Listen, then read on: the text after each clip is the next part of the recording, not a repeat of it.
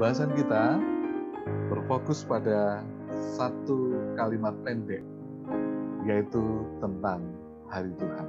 Ya, hari Tuhan. Makna hari Tuhan yang tidak mungkin salah pada malam hari ini. Kenapa dikatakan tidak mungkin salah? Karena kita akan mencari makna hari Tuhan itu dari dalam Alkitab. Bukan berdasarkan pendapat orang atau tulisan-tulisan orang lain yang bisa saja salah.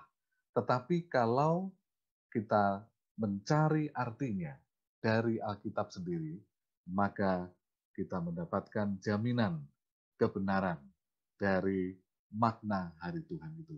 Baik,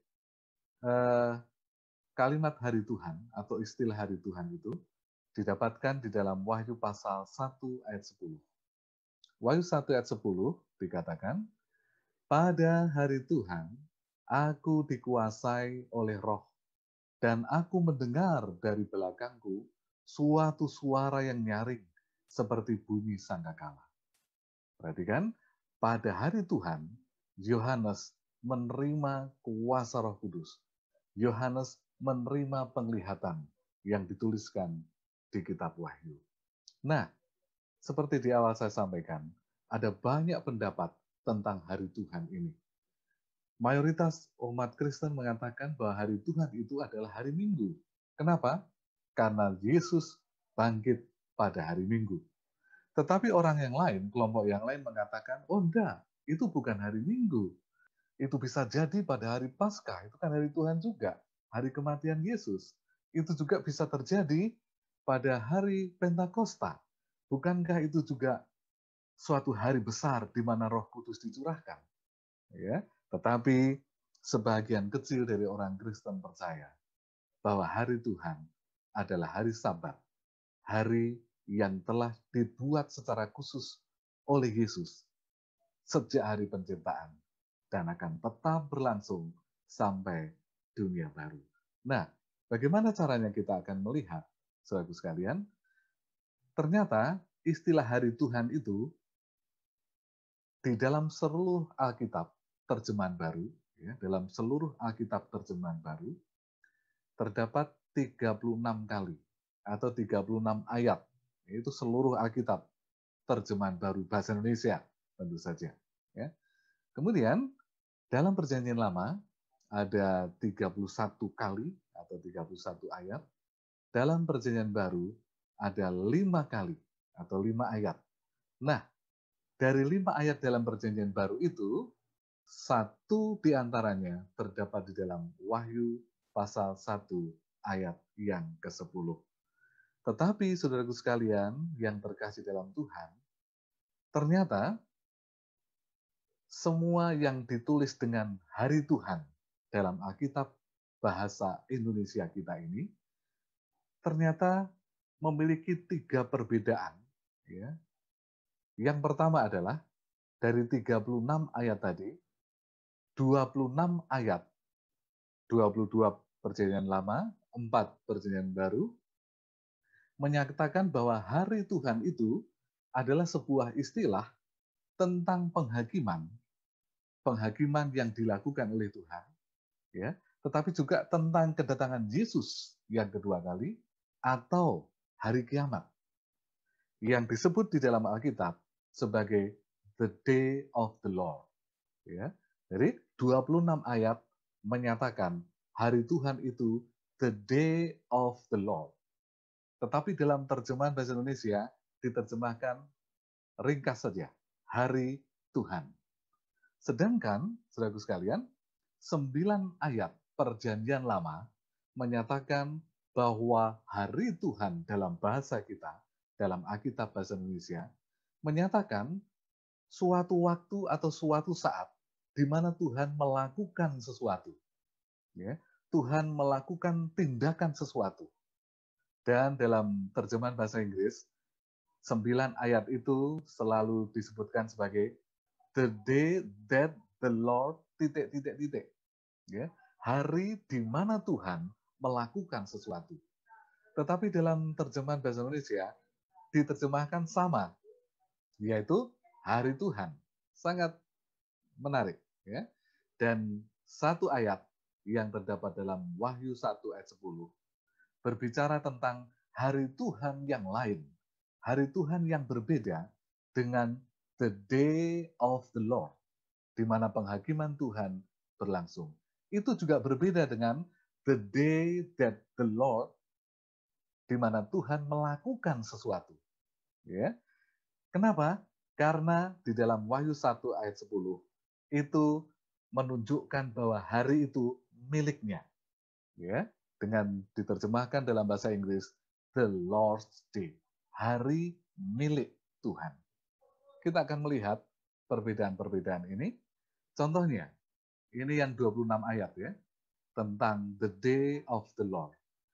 Perjanjian Lama, Yesaya 13 ayat 6, dikatakan begini, merataplah sebab hari Tuhan sudah dekat, yaitu hari kebinasaan yang didatangkan Tuhan yang Maha Kuasa. Kita lihat, konteks ayat ini adalah penghukuman atau penghakiman ya, yang dilakukan oleh Tuhan kepada umat manusia. Kemudian dalam perjanjian baru, dalam 2 Petrus 3 ayat 10, 2 Petrus 3 ayat 10 dikatakan, tetapi hari Tuhan akan tiba seperti pencuri. Pada hari itu langit akan lenyap dengan gemuruh yang dahsyat, dan unsur-unsur dunia akan hangus dalam nyala api, dan bumi dan segala yang ada di atasnya akan hilang lenyap. Kita lihat dalam terjemahan bahasa Inggrisnya adalah the day of the Lord. Pada hari Tuhan akan tiba seperti pencuri. Ini menunjukkan tentang hari apa? Tentang kedatangan Yesus yang kedua kali. Penghakiman yang terakhir. Penghukuman yang diberikan kepada orang-orang yang menolak Yesus. Itu terdiri dari 26 ayat dalam Perjanjian Lama dan Perjanjian Baru. Bagaimana dengan hari Tuhan yang kedua tadi? The day that the Lord, ya. Hari di mana Tuhan melakukan sesuatu. Contohnya terdapat di dalam Yesaya 14 ayat 3 dan 4. Yesaya 14 ayat 3 dan 4 dikatakan, maka pada hari Tuhan mengakhiri kesakitan dan kegelisahanmu dan kerja paksa yang berat yang dipaksakan kepadamu. Kita lihat, Tuhan akan mengakhiri kesakitan, kegelisahan orang Israel. Yang mana ini? Mereka akan dilepaskan dari penderitaan yang mereka alami dalam pembuangan, ya. Dan juga coba kita lihat lagi, maka ayat yang keempat dijelaskan di sini, maka engkau akan memperdengarkan ejekan ini tentang Raja Babel dan berkata, wah, sudah berakhir si penindas, sudah berakhir orang lalim. Jadi hari Tuhan menunjukkan bahwa Tuhan akan melakukan sesuatu. Ya. Sekarang ada satu ayat saja yang terdapat dalam Wahyu 1 ayat 10 berbicara tentang hari yang lain, yang berbeda dengan penghakiman dan berbeda dengan hari di mana Tuhan melakukan sesuatu. Wahyu 1 ayat 10, saya baca kembali. Pada hari Tuhan, aku dikuasai oleh roh, dan aku mendengar dari belakangku suatu suara yang nyaring, seperti bunyi sangkakala. Ya, pada hari Tuhan, pada the Lord's Day, pada hari milik Tuhan. Ini menunjukkan bahwa hari di mana Yohanes menerima wahyu adalah hari kepunyaan Tuhan Allah. Ini menunjukkan bahwa hari di mana Yohanes menerima wahyu adalah hari istimewa yang Tuhan Allah punya. Karena itu adalah hari kepunyaan Tuhan, karena itu adalah hari yang istimewa bagi Tuhan Allah, maka saudaraku sekalian, hari ini adalah hari yang dibenci oleh setan. Hari yang dibenci oleh iblis. Kenapa? Karena di dalam Alkitab, apa saja yang dilakukan oleh Tuhan untuk kebaikan manusia, selalu setan melakukan yang sebaliknya. Ya, selalu setan menciptakan hal yang mirip, ya, tetapi untuk mengcounter apa yang Tuhan sampaikan. Ya. kita akan lihat nanti bagaimana setan bekerja keras untuk merubah yang namanya hari Tuhan ini. Sekarang, saudara sekalian, kalau begitu, hari Tuhan itu pasti bukan hari kedatangan Yesus yang kedua kali. Loh, kok bisa? Karena pada saat itu Yohanes menerima wahyu dari Tuhan. Jadi Yesus belum datang. Ya, Yesus belum datang. Itu juga pasti bukan hari penghakiman atau penghukuman. Buktinya apa? Buktinya itu adalah baru awal penglihatan yang akan melihatkan penghakiman suatu saat akan terjadi. Ya, jadi hari Tuhan itu bukan kedatangan Yesus yang kedua kali dan juga bukan hari penghakiman. Sekarang, kalau begitu, apa hari Tuhan itu? Nah, Tuhan di dalam bahasa Grekanya di ayat itu berasal dari kata kurios, ya, berasal dari kata kurios yang artinya adalah supreme in authority. Ya, dia adalah penguasa, ya, penguasa yang punya otoritas, satu-satunya penguasa. Ya. Dia juga kurios itu berarti controller. Dia adalah yang mengendalikan. Dia yang punya wewenang untuk mengendalikan, yang mengontrol. Ya. Tetapi kurios juga berarti Lord atau Tuhan, Master, ya, atau owner bahkan. Jadi dia adalah pemilik hari itu. Dia adalah penguasa hari itu. Dia yang mengendalikan hari itu. Kenapa? Karena itu adalah hari miliknya. Ya. Itulah sebabnya ada satu ayat yang menunjukkan dengan sangat jelas bahwa hari Tuhan itu adalah hari milik Yesus sendiri. Dalam Matius 12 ayat 8 dikatakan, karena anak manusia adalah Tuhan atas hari Sabat. Ya. Karena Yesus adalah pemilik atas hari Sabat. Yesus adalah penguasa hari Sabat. Yesus adalah yang punya wewenang tentang hari Sabat. Yesus adalah Tuhan atas hari Sabat. Kita lihat, hari Tuhan di dalam Wahyu 1 ayat 10 ternyata berhubungan erat dengan apa yang dinyatakan oleh Yesus sendiri. Ya, yaitu suatu hari yang berhubungan dengan anak manusia, yaitu Yesus. Karena anak manusia adalah Tuhan atas hari Sabat. Baik, tetapi ada masalah. Apa masalahnya? Karena Sabat berarti istirahat atau rest, ya. Dalam bahasa Ibrani-nya adalah Shabbat, yang berarti rest atau istirahat. Maka orang punya dalih begini, kalau begitu, karena Sabat berarti istirahat, berarti kan bisa hari apa saja. Saya bisa memilih hari apa saja untuk Sabat. Saya bisa memilih kapan saja untuk beristirahat. Kita lihat, ya, karena memang Sabat artinya istirahat. Jadi, saya bisa memilih hari apa saja untuk Sabat. Saudara juga bisa memilih hari apa saja untuk Sabat. Tetapi, karena saya menentukan sendiri Sabat itu, maka itu adalah Sabat saya, bukan Sabat Tuhan Allah. Kalau saudara yang memilih hari tertentu, dan itu dijadikan hari istirahat, tidak bekerja, tidak melakukan apa-apa, ya, maka itu menjadi Sabat bagi Anda. Tetapi itu bukan Sabat Tuhan Allah. Kenapa? Ya, mari kita lihat Keluaran 20 ayat 10. Tetapi hari ketujuh adalah hari Sabat Tuhan Allahmu. Maka jangan melakukan sesuatu pekerjaan dan seterusnya. Kita lihat hari Sabat di mana Yesus yang punya, ya, anak manusia adalah Tuhan atas hari Sabat. Ternyata itu adalah hari Sabat yang jatuh pada hari ketujuh, yang sejak penciptaan Tuhan sudah pilih. Kalau begitu, sekali lagi, kalau saya memilih hari Senin sebagai hari Sabat saya, itu boleh-boleh saja. Tidak ada yang melarang. Tetapi itu bukan Sabat Tuhan Allah.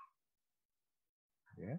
Sekarang ini ada satu pergerakan baru yang menentukan hari Sabat berdasarkan pergantian penanggalan bulan. Ya. Sehingga hari Sabat jatuh pada hari Selasa atau Rabu atau Senin dan sebagainya, dan itu bisa berubah-ubah sesuai dengan peredaran bulan. Dan itu bertentangan dengan Keluaran 20 ayat 10. Kenapa? Karena di Keluaran 20 ayat 10 dasarnya bukan bulan, tetapi dasarnya adalah perhitungan hari dalam satu minggu. Itulah sebabnya Tuhan Allah katakan, hari Sabat itu adalah hari ke-7. Jadi jelas sekali, hari urutan ke-7. Ya. Sekarang mari kita lihat. Kalau begitu hari apa hari Sabat? Nah, kalau kita membaca dalam Kitab Perjanjian Lama, Kejadian 1 ayat 1 sampai Kejadian 2 ayat 3, di sana kita sudah tahu kisah penciptaannya. Pada hari pertama, ya, Tuhan menciptakan hari kedua, hari ketiga, keempat, kelima, keenam, hari ketujuh, ya. Nah, ternyata hari pertama dalam bahasa Ibrani-nya adalah Yom Ehad, artinya ke-1. Ya, jadi nama hari tidak ada, tetapi urutan hari yang ada dalam Alkitab. Kemudian hari kedua itu adalah Yom Sheni. Ya, kalau bahasa kita Senin, sangat mirip sekali dengan bahasa Ibrani. Sheni kita Senin. Berarti kalau Sheni berarti kedua. Ya, nah hari Senin dalam bahasa kita berarti artinya kedua. Kemudian hari ketiga dalam bahasa Ibrani adalah Shelisi. Ya, mirip sekali dengan kita. Shelisi, ya, Selasa. Itu ketiga, Yom Shelisi. Kemudian keempat adalah Yom Rebi'i. Ya, Rebi'i. Kalau bahasa kita Rabu, artinya yang keempat. Ya. Hari kelima Kamisi. Ya. Atau bahasa kita sangat mirip, Kamis. Ya. Bahasa Ibrani Kamisi, kelima. Ya. Keenam, ya, Sisi. Kemudian yang ketujuh adalah Shebi'i. Pada hari Shebi'i, Allah Syabat. Ya. Pada hari ketujuh, Allah beristirahat dari pekerjaan menciptakan. Nah, kalau begitu, bisakah hari Ehad, ya, hari ke-1, berubah menjadi hari ke-7? Tidak bisa. Kenapa? Karena artinya sudah beda. Ehad artinya ke-1, ke-7 berasal dari kata Shebi'i. Senin tidak bisa dipaksa menjadi hari pertama. Kenapa? Karena artinya kedua, dan seterusnya. Jadi, itulah sebabnya kita harus kembali kepada Alkitab untuk mencari tahu apa itu hari Tuhan di dalam Wahyu 1 ayat 10 tadi. Dan kita dapati bahwa hari Tuhan itu adalah hari ke-7, hari Sabat milik Tuhan. Yohanes menerima wahyu pada hari Sabat di Pulau Patmos. Ya. Sekarang, saudaraku sekalian, Allah kan menghendaki kita berbakti setiap hari, betul. Allah mau kita berbakti pada hari Minggu. Allah mau kita berbakti hari Senin.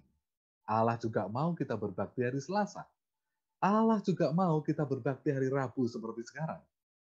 Dia juga mau kita berbakti hari Kamis. Yesus sangat rindu kita berbakti pada hari Jumat. Tetapi semua ibadah pada hari Senin, Selasa, Rabu, Kamis, Jumat tidak dapat menggantikan ibadah yang Tuhan pilih pada hari Sabat. Kenapa?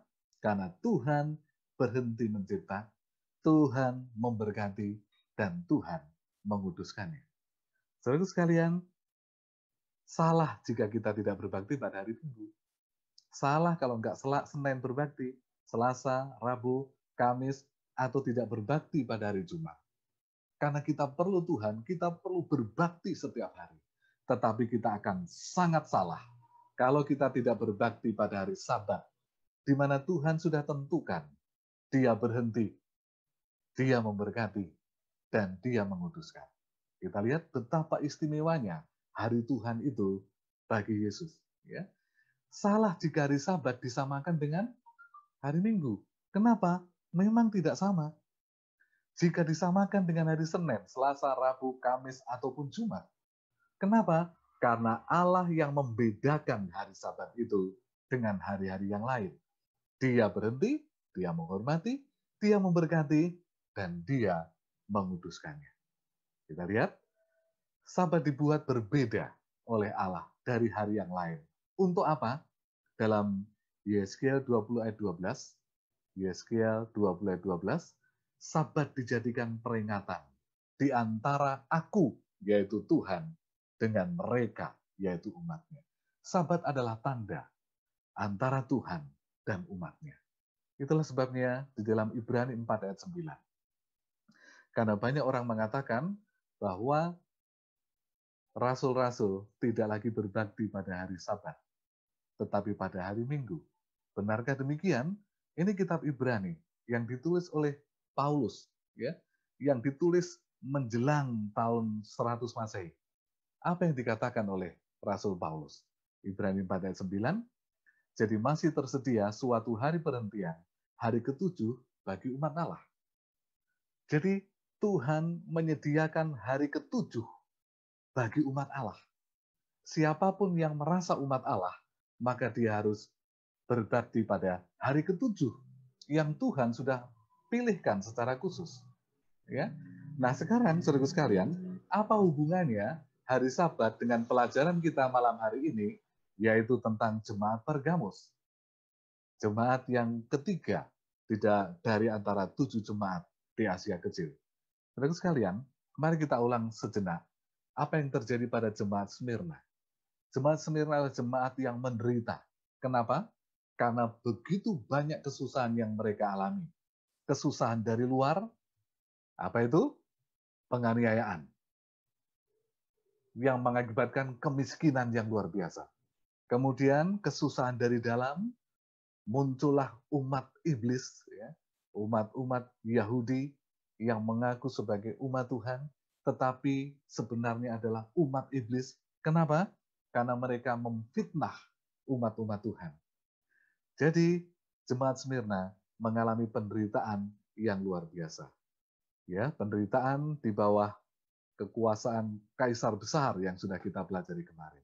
Kemudian di Smyrna penderitaan itu terjadi juga karena mereka menolak penyembahan kaisar sebagai anak Dewi Diana atau Artemis atau Dewi Isis, ya. Sehingga banyak yang dihukum, ya, banyak juga yang mendapatkan siksaan, ya. Nah, kemarin kita pelajari bahwa penderitaan mereka mengalami puncaknya selama 10 hari, ya, dan kita sudah bahas kemarin bahwa 10 hari di dalam Wahyu 2 ayat 10, kalau 1 hari sama dengan 1 tahun nubuatan, Yeskiel 4 ayat yang ke-6, maka saudaraku sekalian, kita dapati dalam sejarah kemarin, penganiayaan memuncak pada zaman Kaisar Diokletian. Ingat, Diokletian itu bukan nama sebenarnya, tetapi sebuah klan atau kalau di kerajaan Indonesia seperti Hamengkubuwono. Ya, jadi Diokletian itu adalah klan. Rajanya namanya berbeda-beda. Ya.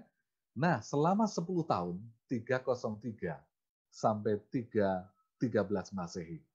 Nah, dan itu kemarin kita pelajari berakhir pada awal pemerintahan Konstantin, yaitu dengan dikeluarkannya Edict of Milan pada tahun 313.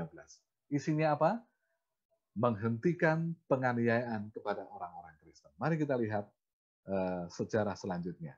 Ya. Inilah isi Edict of Milan 313. Perintah Konstantin untuk mengakhiri penganiayaan terhadap orang Kristen di seluruh wilayah jajahan Kekaisaran Roma. Ya, jadi dengan kata lain, setelah Diokletian turun tahta, digantikan oleh Konstantin. Orang Kristen terbebas dari aniaya. Kita lihat, inilah yang dilakukan oleh Konstantin. Ya. Nah, pada tahun 312, Konstantin telah menjadi seorang Kristen. Kemudian, apa peristiwa yang dialami sehingga dia menjadi seorang Kristen?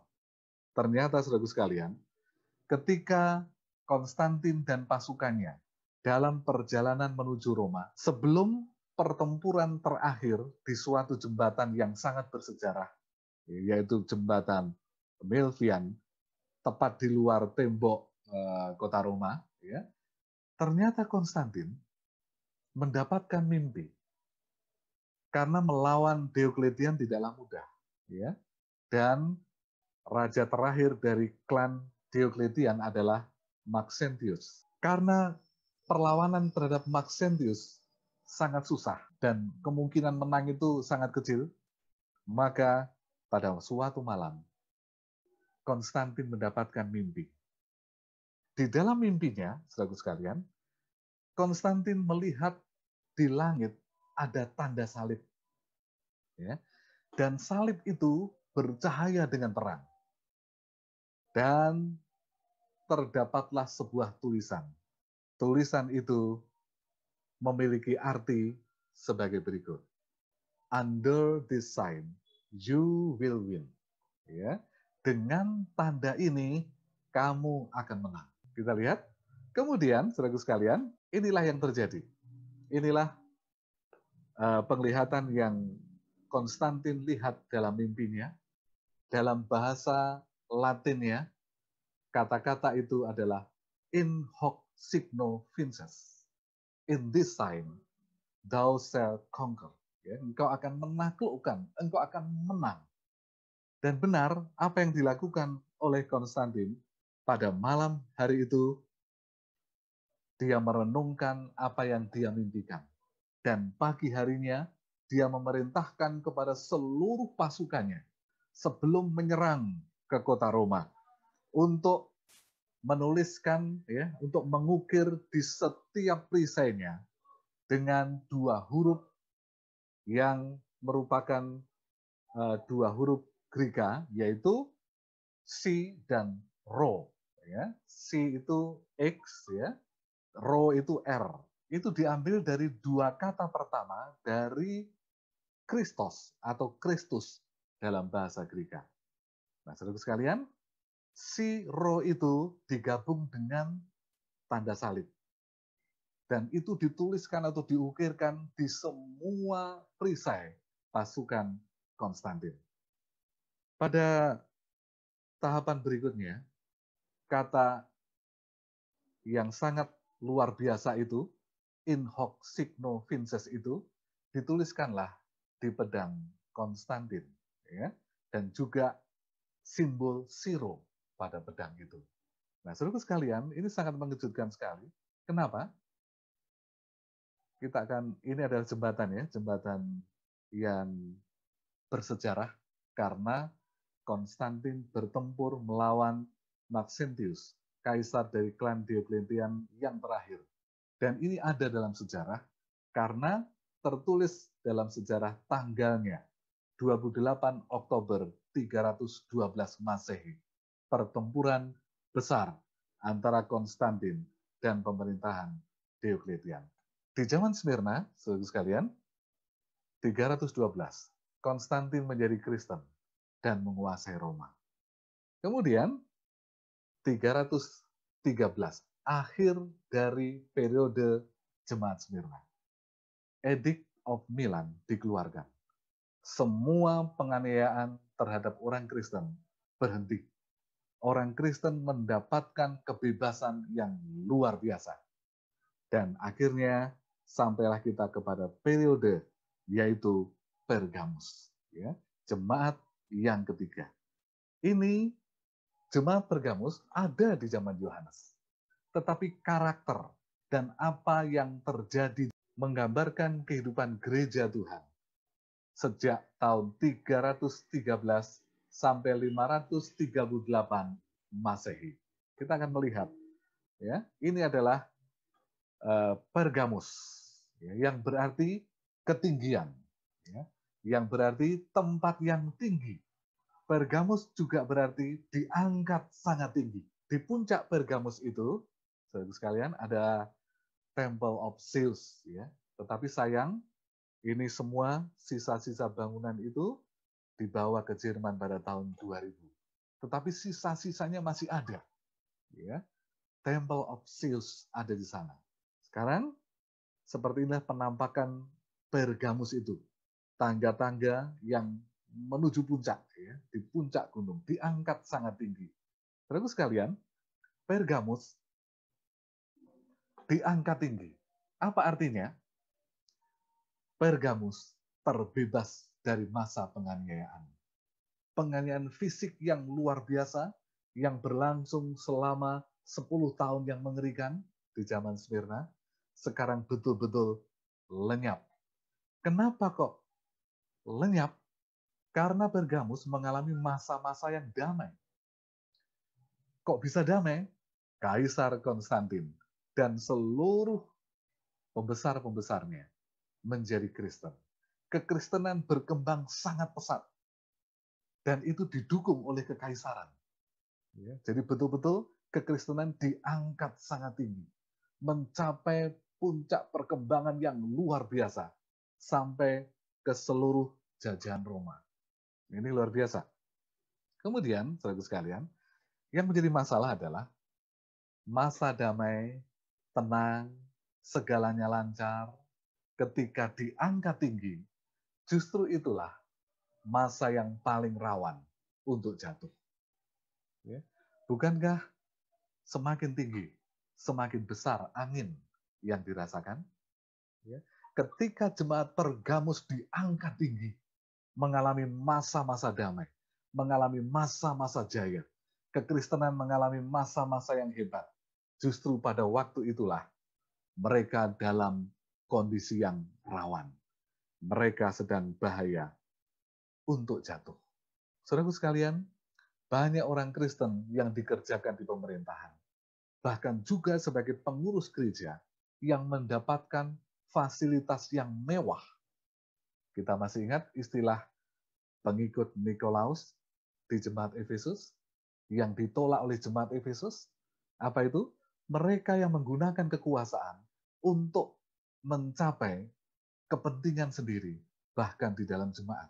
Ya, inilah pengikut Nikolaus yang kita bahas kemarin. Ya, Niko dan Laos, ya, artinya menguasai orang-orang yang lemah. Dan itu sudah diamarkan oleh Petrus dalam 1 Petrus 5 ayat 3. Janganlah kamu berbuat seolah-olah kamu mau memerintah atas mereka yang dipercayakan padamu, tetapi hendaklah kamu menjadi teladan bagi kawanan domba itu. Pengikut Nikolaus muncul kembali di zaman Pergamus, bahkan didukung oleh pemerintah, sehingga sangat kuat. Ya. Akhirnya kekuasaan dipengaruhi dengan politik di dalam kehidupan jemaat Pergamus. Saudara sekalian, Wahyu 2:13 dikatakan begini. Ini amaran Yesus kepada jemaat Pergamus. Aku tahu di mana engkau diam, yaitu di sana, di tempat tahta iblis. Dan engkau berpegang pada namaku, dan engkau tidak menyangkal imanmu kepadaku. Juga tidak pada zaman Antipas saksiku, yang setia kepadaku, yang dibunuh di hadapan kamu, di mana iblis diam. Saudara sekalian, apa maksudnya ini? Di tempat tahta iblis. Kok bisa? Di mana iblis diam? Mengapa dikatakan Pergamus ada di tempat tahta iblis? Saudara sekalian, kita masih ingat, di jemaat Smyrna ada jemaat iblis di antara mereka. Ya, siapa mereka? Yang memberikan ajaran-ajaran palsu, termasuk pengikut Nikolaus. Tetapi kemarin kita pelajari, di Pergamus, di Smyrna ada jemaat iblis di sana. Sekarang di Pergamus bagaimana?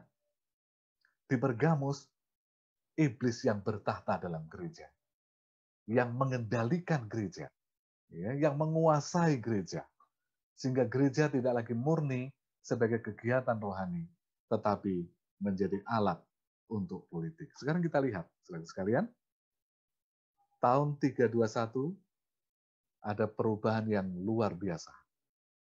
Setelah nyaman ini orang-orang Kristen mendapat fasilitas yang besar dari pemerintahan Konstantin, maka pada tahun 321, Konstantin menjadikan hari Minggu sebagai hari ibadah. Tahun itu, hari Sabtu belum dilarang. Jadi orang Kristen memiliki 2 hari ibadah. Bagi yang bisa hari Sabtu silahkan. Sabat sebagai hari Sabtu. Ya. Tetapi bagi yang tidak sempat beribadah pada hari Sabtu, bolehlah hari Minggu. Sehingga ada 2 hari untuk ibadah mulai tahun 321 Masehi. Tetapi saudaraku sekalian, karena umat-umat Tuhan sudah terpengaruh atau ternina-bubukkan dengan apa yang dilakukan pemerintah, maka muncullah tahun yang sangat penting, yaitu 336 Masehi. Suatu konsili di Laodikia diadakan, yang isinya sangat mengejutkan. Dulu mereka bebas beribadah di 2 hari. Sabat boleh, Sabtu boleh, Minggu boleh. Tetapi 336 Masehi secara resmi dinyatakan bahwa gereja beribadah hari Minggu. Kesucian ibadah hari Sabat, hari Sabtu, diganti kepada hari Minggu. Saudaraku sekalian, kita tidak sedang menghakimi, tetapi kita sedang mempelajari sejarah. Semua tertera dalam sejarah gereja dengan amat sangat jelas. Ya, bukankah kebenaran Alkitab dibuktikan oleh sejarah? Kalau sejarah mengatakan seperti ini, maka harus dengan rendah hati kita menerimanya. Pergamus adalah zaman kompromi. Kenapa? Karena fasilitas yang luar biasa telah diberikan kepada gereja, maka ketika Konstantin mengajukan hari Minggu sebagai hari untuk ibadah, gereja tidak menolak. Ketika 336 Masehi, Konsili Laodikia memutuskan Sabat hari Sabtu diganti Minggu, maka kebanyakan orang-orang Kristen menerimanya. Pergamus adalah zaman kompromi. Kompromi antara kebenaran Alkitab dengan kebenaran manusia. Baik, Wahyu 2:14 dikatakan sebagai berikut. Tetapi aku mempunyai beberapa keberatan terhadap engkau. Di antaramu ada beberapa orang yang menganut ajaran Bileam, yang memberi nasihat kepada Balak untuk menyesatkan orang Israel, supaya mereka makan persembahan berhala dan berbuat zina. Saudaraku sekalian, di jemaat Pergamus ini, karena kompromi yang luar biasa, yang terbuka, maka muncul 2 ajaran yang hebat. Yang pertama adalah pengikut Nikolaus tadi, tetapi yang kedua adalah penganut ajaran Bileam. Apa itu ajaran Bileam? Di dalam Bilangan 22 dan sampai 24, juga Ulangan 23 ayat yang keempat, maka Bileam adalah seorang nabi, tetapi nabi yang kompromi. Nabi yang mengkompromikan kebenaran firman Tuhan dengan Balak untuk mengutuki orang-orang Israel. Bileam mengajarkan toleransi atau kompromi terhadap paganisme. Apa yang terjadi pada jemaat Pergamus, saudara sekalian? Jika jemaat Smyrna menolak penyembahan kaisar sebagai anak Dewi Artemis, zaman Pergamus justru sebaliknya. Apa yang terjadi? Patung Dewi Artemis dan anaknya dimasukkan ke dalam gereja. Kita lihat kompromi yang luar biasa. Mari kita lihat ringkasannya. Saudara sekalian, jemaat Efesus, Smyrna, dan Pergamus. Efesus secara eksternal ada pemaksaan untuk menyembah Dewi Artemis. Kita lihat secara bagaimana dengan Smyrna. Smyrna secara eksternal, ujian atau godaan atau tekanan dari luar adalah menyembah kaisar, anak Artemis. Bagaimana dengan jemaat Pergamus? Secara eksternal, masuk ke dalam gereja. Artemis yang ditolak di zaman Efesus, Kaisar anak Artemis yang ditolak di Smyrna, sekarang dua-duanya masuk dalam gereja. Menjadi Black Madonna dan anaknya. Bagaimana dengan internal? Ya, Efesus, tantangan begitu berat yang dilakukan oleh para utusan iblis, yaitu guru-guru palsu, yaitu pengikut Nikolaus.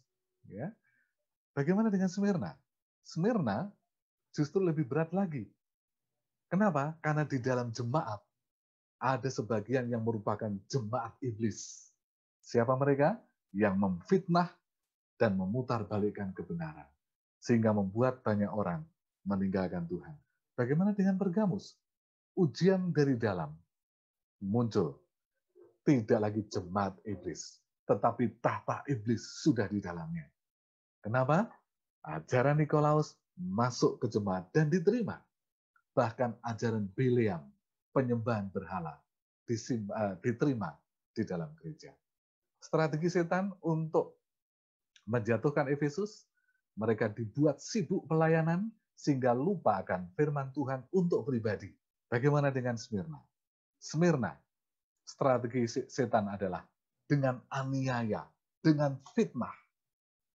Bagaimana dengan Pergamus? Pergamus dengan kompromi. Setan menawarkan banyak kompromi yang semula seperti sangat menguntungkan, tetapi akhirnya gereja jatuh. Ya. Hasilnya, Efesus jatuh, kehilangan kasih. Dia perlu bertobat. Mereka harus bertobat supaya dapat diselamatkan. Bagaimana Smyrna? Smyrna yang berani menolak penyembahan berhala. Smyrna yang berani melawan jemaat iblis. Smyrna yang tetap setia, dianiaya dan difitnah. Keluar jadi pemenang. Bagaimana dengan Pergamus? Saudaraku sekalian, Pergamus yang mengizinkan penyembahan berhala. Pergamus yang mengizinkan bercampur gereja dengan pemerintahan. Pergamus yang membuka kompromi begitu luas. Hasilnya adalah jatuh. Saudaraku sekalian yang terkasih dalam Tuhan. Efesus jatuh karena melupakan firman Tuhan. Smyrna menang, berpegang pada firman Tuhan. Pergamus jatuh karena mengkompromikan firman Tuhan. Sebagai bagian akhir, saya akan percepat ya. Kepada jemaat yang mengkompromikan firman Allah dengan iblis, maka Yesus menyatakan diri sebagai, tuliskanlah kepada malaikat jemaat Pergamus. Inilah firman Dia yang memakai pedang yang tajam dan bermata dua. Apa maksudnya? Mengapa Yesus mengatakan bahwa Dia adalah firman seperti pedang tajam bermata dua? Ingat, pelanggaran dari jemaat Pergamus adalah mengkompromikan firman Allah, sehingga firman Allah tidak berkuasa. Yesus mengatakan, firman Allah itu tidak boleh dikompromikan. Setajam apapun, semenyakitkan apapun, firman Allah tidak boleh dikompromikan, tidak boleh diperhalus. Apa yang dikatakan di dalam Ibrani 4 ayat 12? Dikatakan sebagai berikut. Sebab firman Allah hidup dan kuat, dan lebih tajam dari pedang bermata dua manapun.